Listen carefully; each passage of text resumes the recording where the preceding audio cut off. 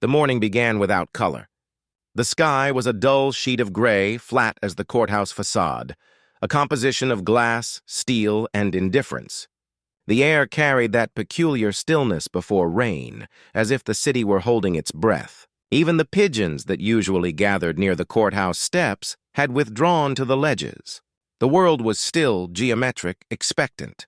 Alicia Ward parked her car in the reserved judicial section, engine ticking in the cold. Her hands rested on the steering wheel for a long moment before she moved. The car interior smelled faintly of coffee and leather polish. A file folder sat on the passenger seat, corner perfectly aligned with the seatbelt buckle. Everything about her preparation was deliberate: posture, breath, precision, as though the control she applied to small things might protect her from the larger chaos beyond the windshield. She stepped out. The wind pressed against her navy coat, flattening the fabric against her frame. Her briefcase hung from her left hand, its polished edge catching the gray light. The courthouse loomed ahead, 12 stories of bureaucratic resolve. Fluorescent light leaked from the glass doors, pale and merciless. Inside, metal detectors glinted like patient instruments. 2 officers stood by the entrance, uniforms crisp, conversation casual. One sipped coffee from a paper cup. The other shifted his stance when Alicia approached, squinting as if trying to place her. Her heels clicked steadily against the concrete, each sound distinct in the quiet street. "Ma'am," the taller one said, stepping forward. "This entrance isn't open to the public yet." Alicia paused. Her voice, when it came, was soft but even. "It's not. It's staff access." She reached into her coat pocket and produced her ID badge, laminated, clipped to a retractable cord. The photograph showed her in the same expression she wore now, composed, unsmiling, direct. The officer didn't take it immediately.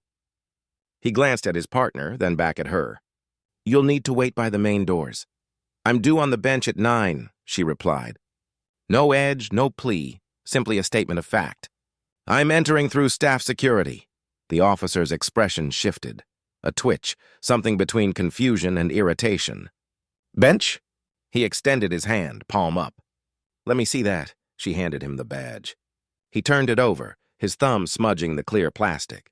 The cord swung slightly, a metronome against the silence. The second officer stepped closer.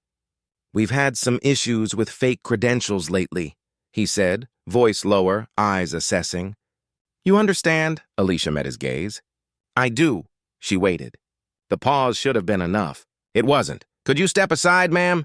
He gestured toward the concrete barrier near the security post, that gray half-wall separating courthouse employees from the general flow of bodies that would soon arrive. She didn't move immediately, not out of resistance, but calculation. She could feel time compressing around her, the cold intensifying. "I'm Judge Ward," she said finally. "Department 6. The taller officer gave a short laugh, not of humor, but discomfort. "Uh-huh. Right. Look, just step over here a moment." The briefcase weighed more in her hand now, though nothing had changed inside it. She moved as instructed. The air shifted, the faint hum of fluorescent lights blending with the sound of an approaching siren several streets away. A few early commuters slowed as they passed, eyes, phones, curiosity, the familiar machinery of spectacle assembling in real time. "Do you have any other identification?" the second officer asked. His tone had hardened. "You're holding it," she said. He looked at it again. Then, for reasons she would later hear described in administrative language, unclear compliance, perceived agitation, situational escalation, he reached for her arm. The motion was quick, reflexive. Her body tensed, and she took half a step back. "That's unnecessary," she said, voice still level. But his partner moved forward too, misreading the gesture. A hand on her shoulder, another on her wrist. A command barked out, too loud, echoing against the glass doors. "Ma'am, don't resist!" She wasn't. But restraint, once initiated, demands justification. The choreography unfolded with precision. The briefcase hit the ground, sliding against the concrete. Her knees followed. The sound of fabric against cement. Soft. Final. The ID badge slipped from the officer's hand, landing face down beside her, the cord tangled, photograph pressed to the ground. Someone gasped. Someone else raised a phone. Alicia said nothing. She felt the grit of the concrete against her palm, the cold seeping through the skin. Her mind was astonishingly clear, the way it often was before ruling from the bench. She registered the color of the pavement, the scent of metal from the handcuffs still dangling from one officer's belt, the faint tremor in her own breath. "Stop moving! I'm not moving!" The words passed without weight. They were procedural, as automatic as a switch being flipped. Then, silence. The realization of error spread between them like a slow contagion. The second officer's grip loosened. He looked down at the badge still on the ground. The name, the seal, the title. Recognition arrived too late to matter. Alicia straightened slowly, brushing off the sleeves of her coat. The crowd had thickened. Phones held at cautious angles. No one intervened, though every face bore the same expression, that uneasy blend of witnessing and retreat. The taller officer began to speak, but the words fell apart before forming. "Ma'am, we—" She raised a hand slightly, not to stop him, but to mark the boundary of her silence. It was a gesture of authority reclaimed without needing permission. She picked up her briefcase. Then carefully, the ID badge. A corner of it was scuffed, the lamination scratched. She wiped it with her sleeve, clipped it back onto her coat pocket. The small click of the retractable cord retracting was louder than the officer's apologies. Without a word, she walked past them, through the metal detectors, into the fluorescent light. Each step sounded deliberate, steady. Inside, the security gates buzzed faintly as they reset. The building's temperature was colder than the air outside. Behind her, the officers remained motionless, two silhouettes against the gray morning. The crowd began to disperse, murmuring, recording, forgetting. Her badge caught the light once more as she pressed it to the inner scanner. The door clicked open. For a brief second, her reflection appeared in the glass, straight-backed, unbroken, entering the institution that had just mistaken her for a threat. The glass doors closed, sealing the moment inside the city's unblinking routine, and on the concrete outside, faintly marked where her knees had touched, was the dust print of authority denied, soon to be washed clean by rain. Inside the courthouse, the air was colder, thinner, as if filtered through layers of regulation. The walls hummed faintly with electricity, the sterile kind that keeps fluorescent lights alive long after they should have gone dim. Every corridor smelled of polished wood and disinfectant. Alicia Ward walked through the security corridor alone. Her heels struck the tiled floor with the same rhythm as before, though her right knee trembled slightly from where it had met the pavement. She ignored it. Her breath came steady, the cadence of someone who had already compartmentalized the morning. The staff who passed her, clerks, bailiffs, a junior prosecutor, greeted her with nods of polite efficiency. None of them looked too long. No one mentioned the officers outside. The silence was both courtesy and complicity. Her chambers were still dark when she entered. The blinds drawn, the faint hum of the HVAC unit filling the absence of voices. She placed her briefcase on the desk, unclasped it, and withdrew her robe. It was heavier than it appeared. Layers of fabric stitched for formality, not comfort. She draped it across the chair and went to the small mirror near the bookcase. The reflection that greeted her was precise, almost clinical. Hair still pinned, face unbroken, a faint red mark across her jaw. The bruise had not yet surfaced, but she could feel it blooming beneath the skin. She touched it briefly. Then she stopped herself. Judges are not permitted to appear uncertain, not even before their own reflection. Her ID badge rested beside the mirror, clean, polished again, though the scratch from the pavement remained like a scar through the printed seal. She studied it for a moment before pinning it inside her robe, hidden from sight. Identity intact but not displayed, the robe itself demanded ceremony. She lifted it over her shoulders, the fabric falling with gravity's full weight. As she fastened the collar, her hands trembled, just slightly, just once. That small motion, private and unsupervised, was the only visible trace of what had occurred outside. She exhaled, adjusting it until the folds sat perfectly symmetrical. The knock on the door was soft but firm. 5 minutes, Judge Ward. Her bailiff's voice, neutral, practiced. She nodded, though he could not see her. When she entered the courtroom, it was already filling with the low murmur of routine. The benches creaked as people took their seats, the shuffle of files and papers filling the space. The ceiling lights cast their flat white glow across everything: the counsel tables, the witness stand.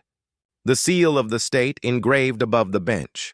A clock ticked on the back wall, precise, unyielding, and there they were, the two officers from the steps, standing near the witness box, reviewing notes with a prosecutor. They wore the same uniforms, the same belts, the same hands that had pressed her against concrete less than an hour ago. Alicia did not slow her pace. As she approached the bench, the courtroom rose, that ritualized gesture of collective respect. The irony of it scraped against the back of her mind, but she let it pass. She took her seat, adjusted her robe again, and looked over the docket. The case was procedural, a preliminary hearing. State v. Carson, minor assault, probable cause determination.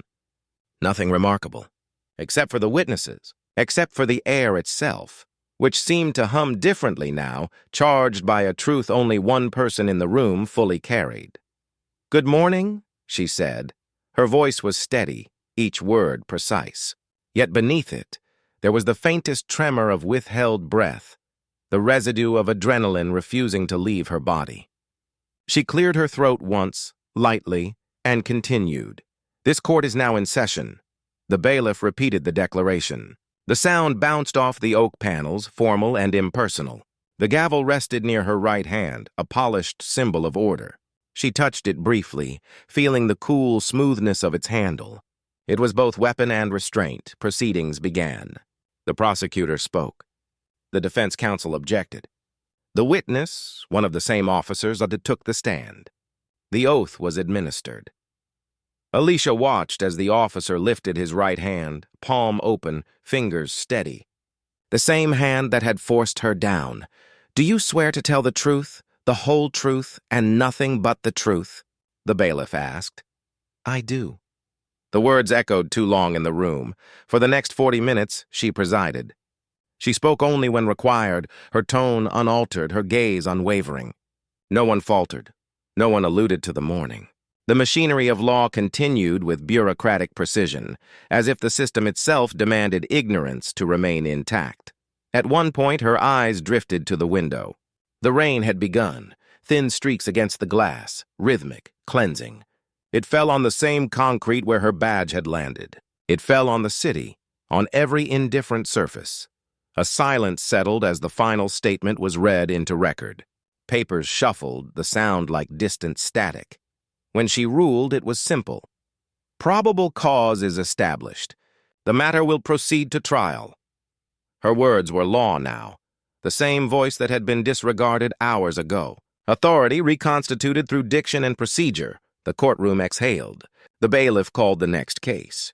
The officers stepped down, their expressions unreadable. As they passed her bench, neither looked up. She didn't either. Only after the door closed behind them did she allow her gaze to fall. Her hands rested on the bench's edge, one faintly bruised, the skin around her wrist red where fingers had pressed. She flexed it once, quietly, out of sight. The clock ticked again. 9:57 a.m. Another case began. Another name read aloud. Another file opened. The cycle unbroken. But the rhythm had changed. Beneath the fluorescent lights, she was not simply a participant in the system. She was its contradiction made visible. Each order she gave now carried the echo of the pavement outside, each decision an unspoken act of reclamation. The robe, her armor, absorbed the tremor of her breath. The gavel sat motionless beside her hand, waiting. When the session ended, she rose. The courtroom stood again. The sound of benches scraping the floor was almost reverent. Alicia descended the steps slowly, composure perfect. Yet as she passed the spot where the officers had stood, her hand brushed against the edge of the bench, a small, unconscious gesture of grounding. The wood was cool, solid, unwavering. Outside the chamber, the corridor stretched in silence. A janitor moved past with a mop and bucket, leaving thin lines of water across the tile. The faint scent of lemon disinfectant mixed with rain drifting in from the door. She paused before her office, listening to the muffled hum of the courtroom continuing without her. The system carried on. Exact. Procedural. Blind. And in that cold continuity, she found a kind of strength, not in forgiveness, but in precision. In the simple, unyielding act of remaining still when the world expects you to break. She removed the robe, folded it carefully, and placed it on the chair. The fabric still held the warmth of her body. The collar trembled slightly as it settled, a small human motion against the architecture of order. Outside, the rain intensified, washing the courthouse steps clean. The courthouse settled into its late-morning rhythm. The slow thrum of paper shuffled, muffled conversations behind closed doors, the steady cadence of machinery running without pause. Alicia called a recess at 11:15. Her voice carried through the chamber, clipped and even. 15 minutes. Court will reconvene at 11:30. The bailiff nodded. Counsel gathered their files, and the room exhaled into motion. Alicia watched the procession with practiced detachment. The prosecutor whispering to an assistant. The officers exiting quickly through the side door. The defense attorney glancing toward her bench and away again, like one glancing at the sun, aware of its heat, afraid of its light. When the chamber emptied, she rose. The robe fell around her like an unbroken column of black fabric. The silence that followed was thick, absorbing the faint hum of fluorescent light and the ticking clock above the door. She descended the bench steps carefully, her right knee still stiff. Each movement was deliberate, economical. At the chamber's exit, she paused, not out of hesitation but calculation. The hallways beyond were not neutral spaces. They were arteries of the institution, designed to regulate proximity, movement, hierarchy. Every inch of the building taught you where to stand. She stepped out.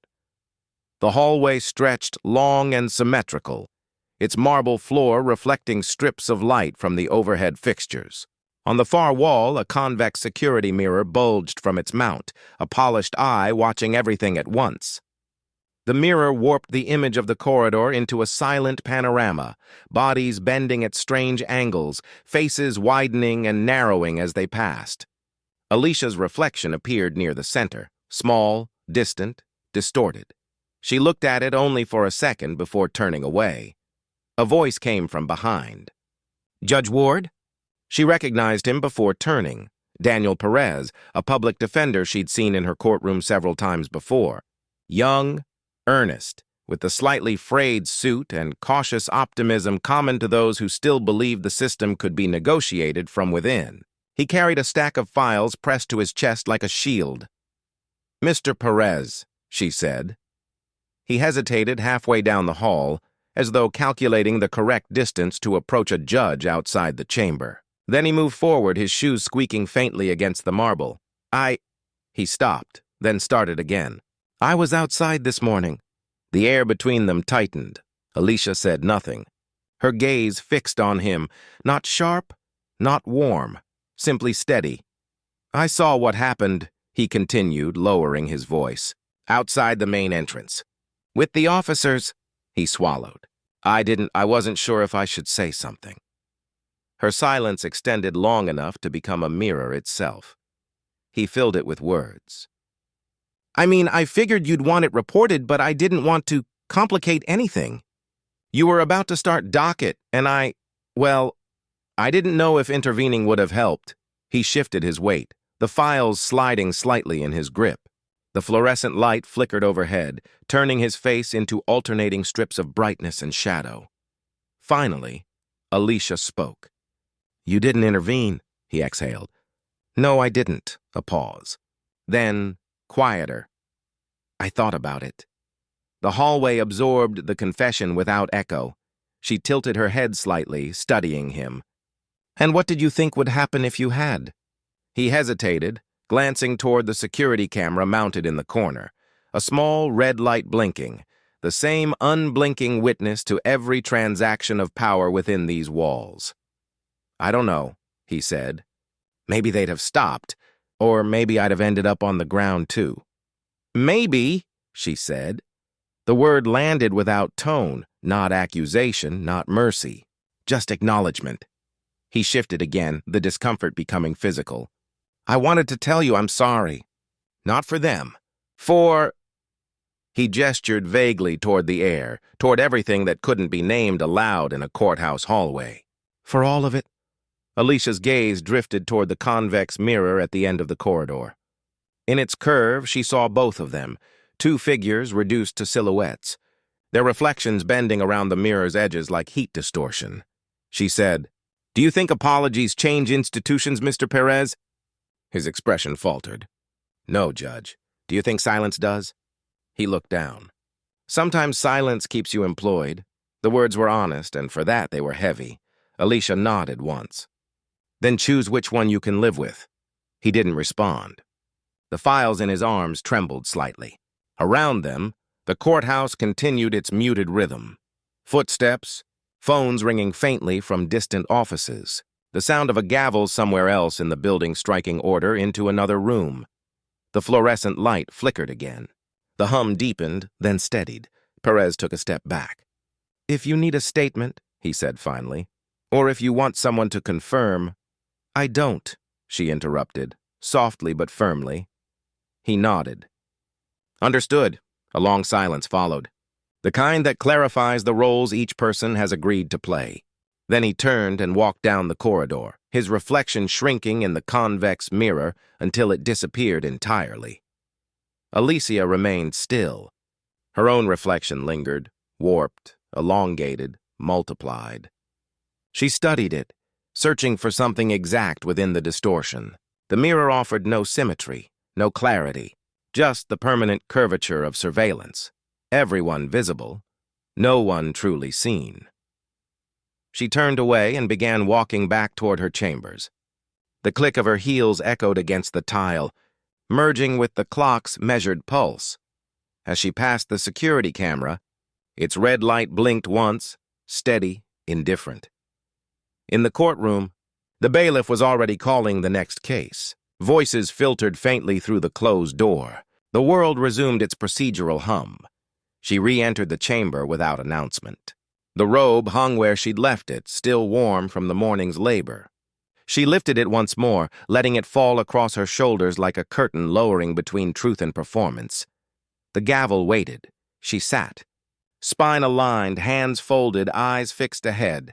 Outside, the reflection in the hallway mirror remained, a stretched, silent witness to everything the institution refused to name.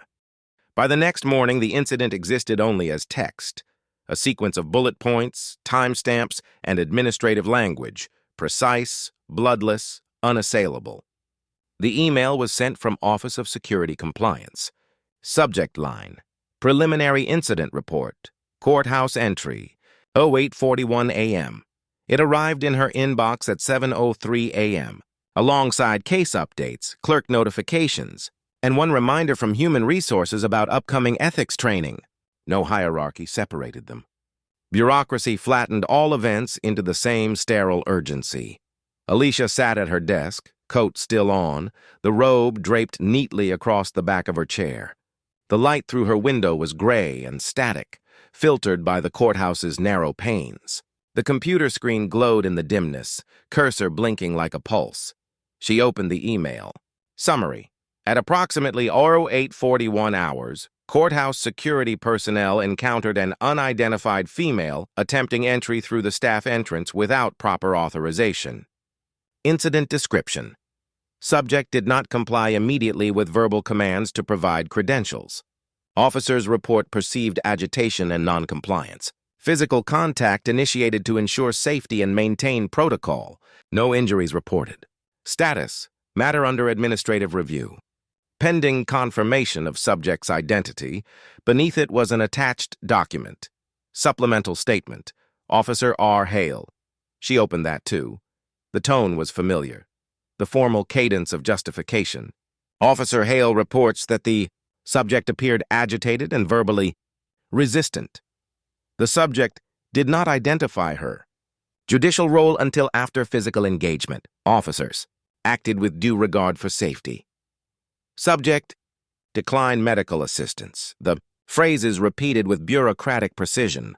The language of risk mitigation, not truth. At the bottom, a signature, R. Hale. Badge 5427. A smooth digital mark. Impersonal final.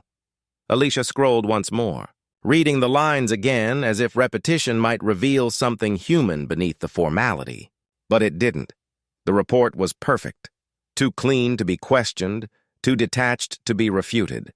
Every sentence reclassified reality, transforming humiliation into procedure. Her silence was now non-compliance. Her restraint, resistance. Her composure, failure to respond. The document performed the oldest act of power. It wrote her into a role she never played. Outside her office, the courthouse was alive again. Footsteps. Paper carts, distant phones ringing in unison. Voices echoed faintly, the same tone of practiced civility shared by all public buildings. The sound of order maintaining itself. Alicia minimized the report.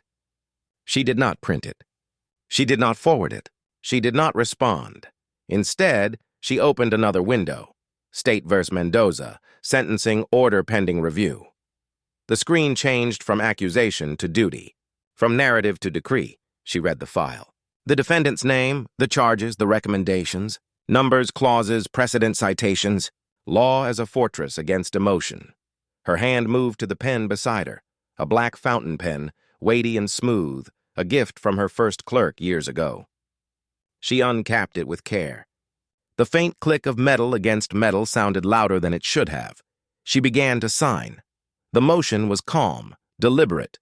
Her handwriting even, the ink thick and dark. Each signature a mark of endurance, the formal act of continuing.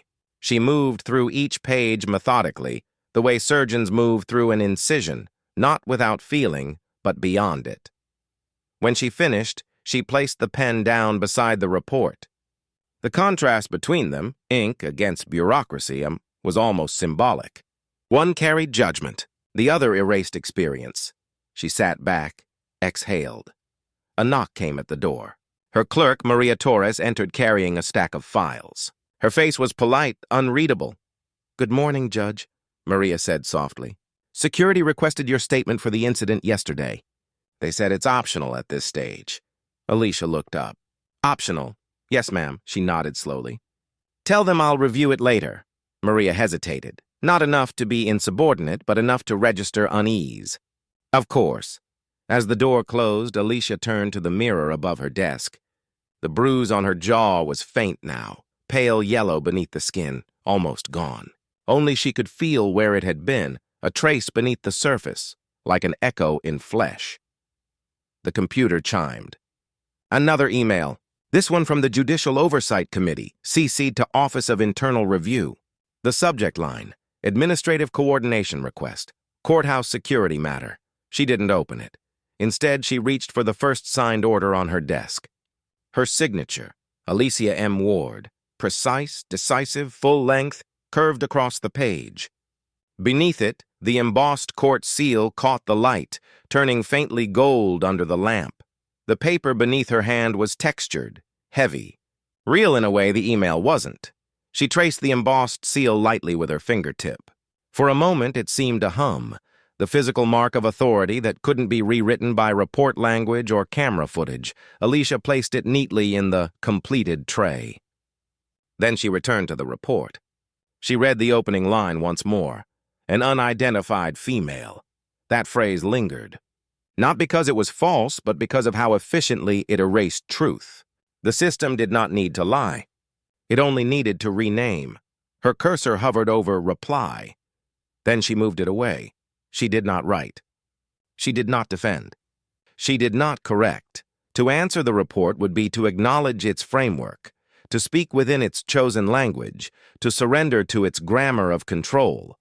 Instead, she opened another case. State v. Holloway, probation review, routine. She began typing. The gavel on her desk remained motionless, yet its presence was felt.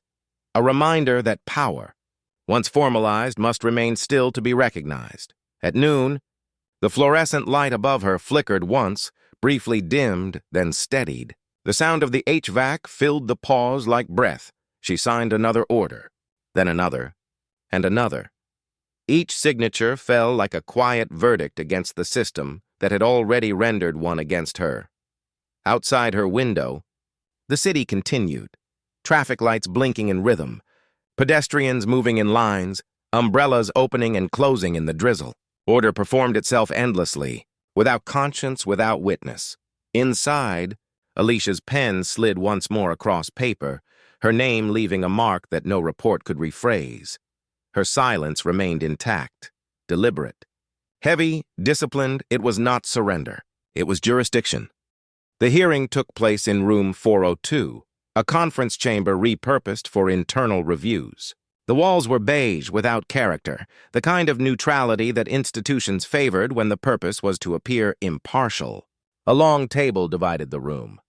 At one end sat 3 committee members, 2 judges from neighboring districts and 1 representative from Judicial Security Oversight. Their folders were arranged in perfect alignment, pens uncapped, notepads blank. Alicia Ward entered precisely at 9. Her footsteps made no sound on the thin carpet. The bailiff held the door for her, then closed it quietly, sealing the sterile air inside. The fluorescent lights buzzed overhead, steady, high-pitched, merciless.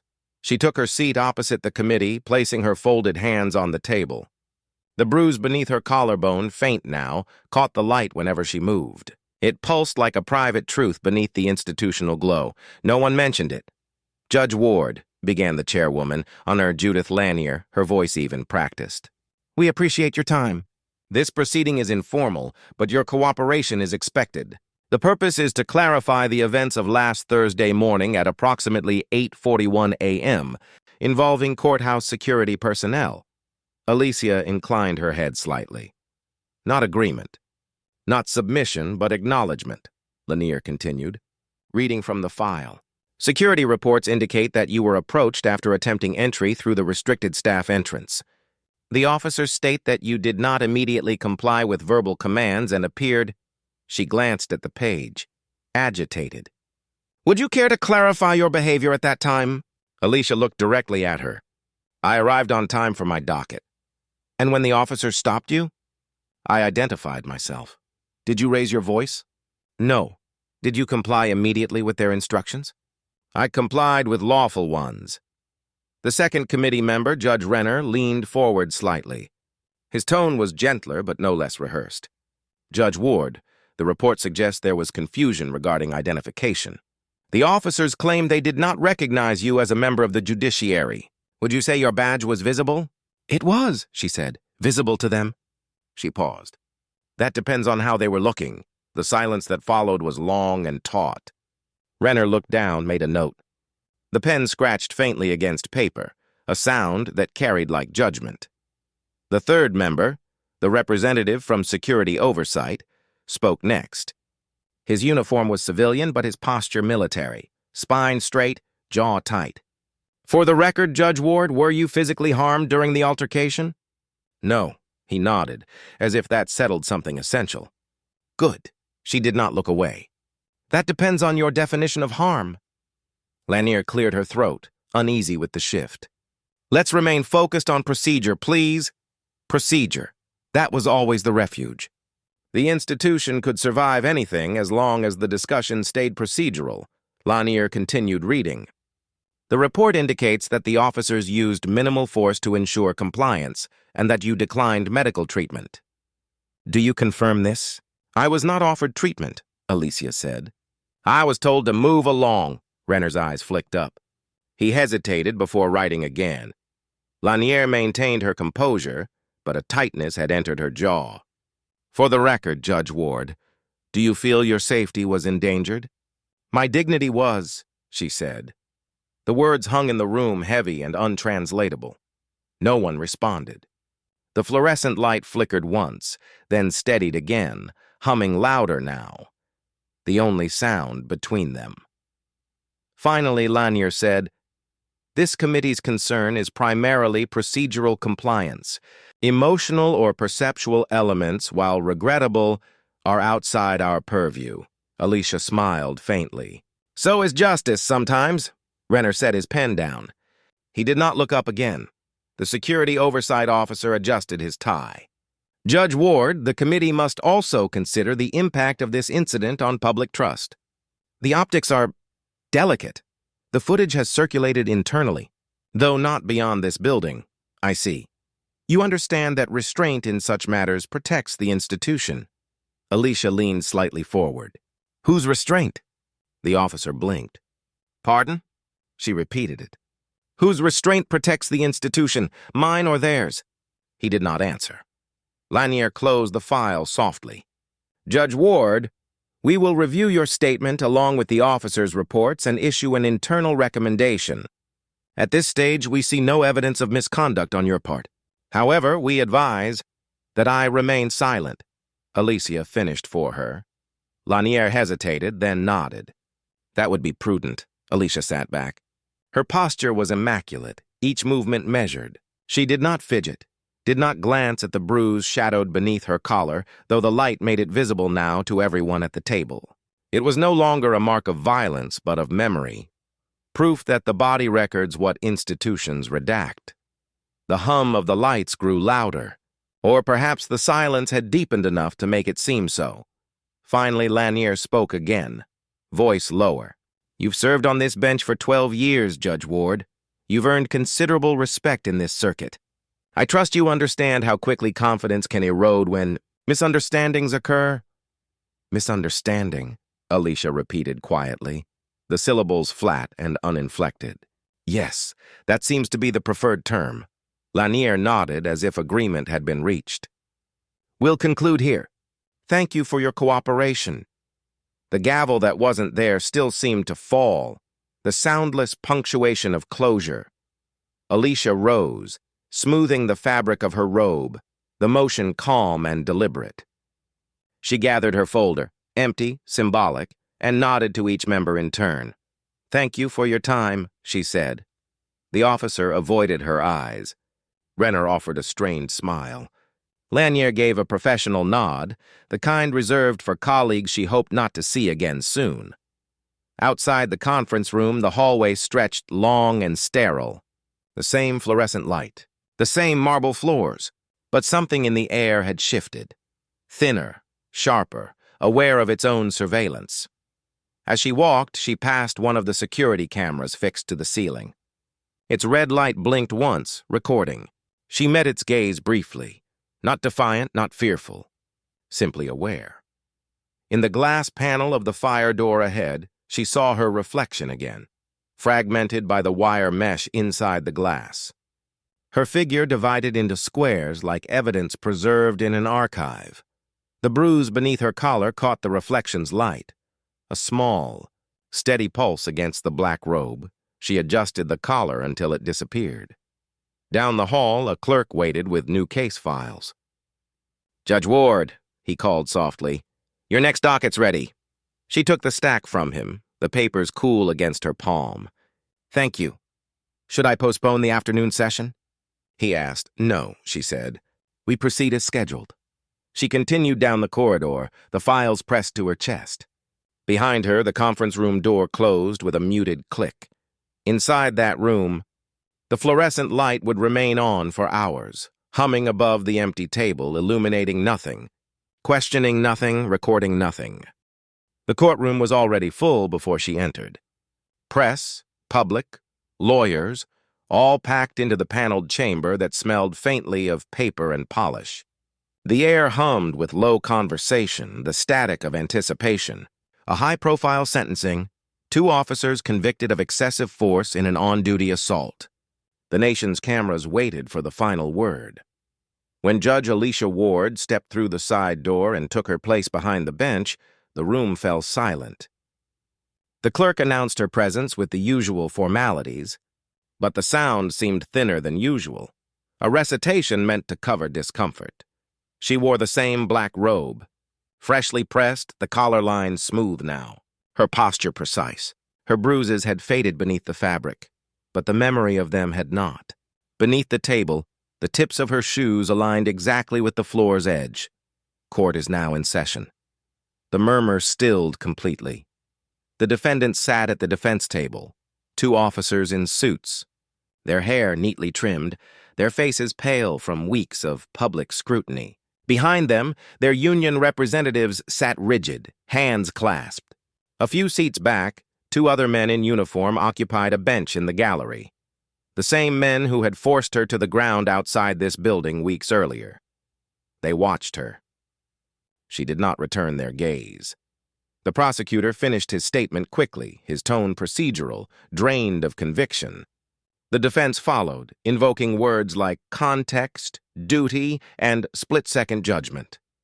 Alicia listened, unmoving.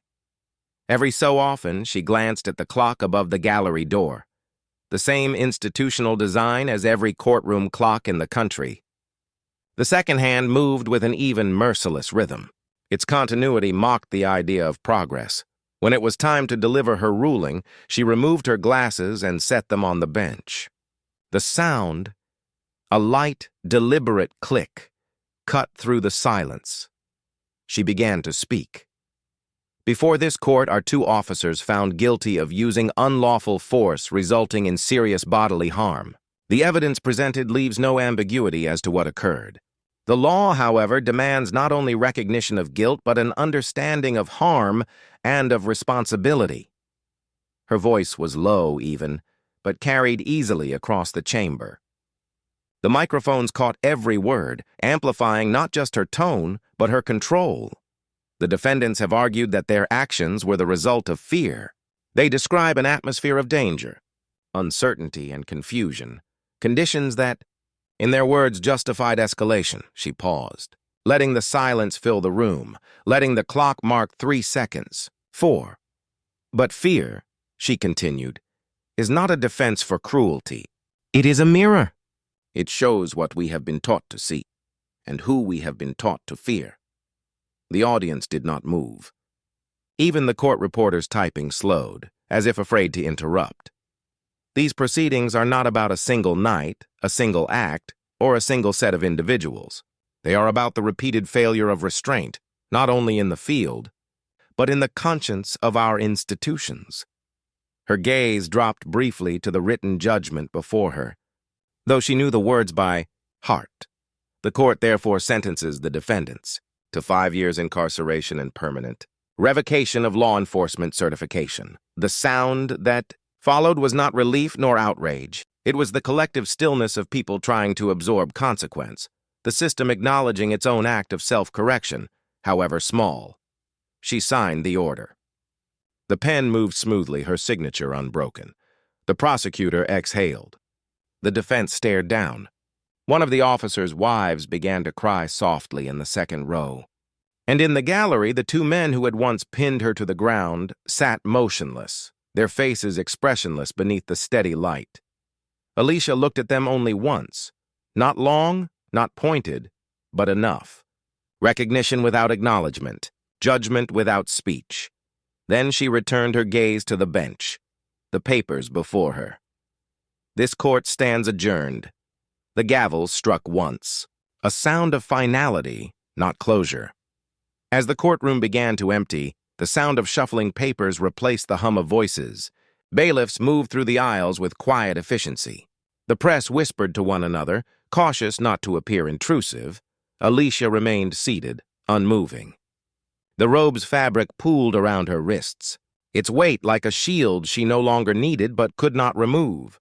The clock continued its rhythm, ceaseless, impartial, blind. Tick, tick, tick.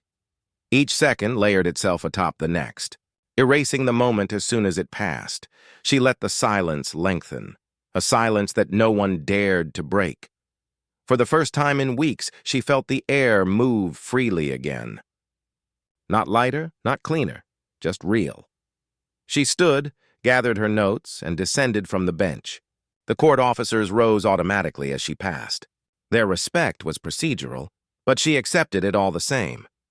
Outside the courtroom doors, she paused at the threshold. The marble floor gleamed, the afternoon light sliding across it like water. At the far end of the hall, a cleaning cart waited, unattended, a faint hum from the buffer echoing down the corridor. She looked once more toward the courtroom, toward the space where judgment, restraint, and violence all converged under a single institutional glow. Then she stepped out. The reporters surged forward as the doors opened, microphones raised. She said nothing. A wall of silence followed her, measured, deliberate. At the courthouse exit, sunlight met her face, the first natural light she'd stood under since that morning weeks ago. It was bright but cold, filtered through thin autumn clouds. She reached into her pocket and touched the edge of her ID badge, the metal slightly bent from when it hit the pavement. She turned it over once in her hand, the reflection catching the light. Her own face distorted in its sheen. Then she placed it back into her pocket. The city continued around her, traffic lights changing, sirens in the distance, footsteps of people unaware. The courthouse stood behind her, precise, indifferent, and eternal in its geometry. Its windows reflected nothing of what had happened inside, and yet something had shifted, invisible but undeniable. The air itself had changed. A single judge had spoken, not loudly, but clearly enough that the silence afterward felt like reckoning. Somewhere within that silence, the system exhaled, not absolved but reminded. The clock kept ticking. The papers kept shuffling, and the world, still blind, kept turning.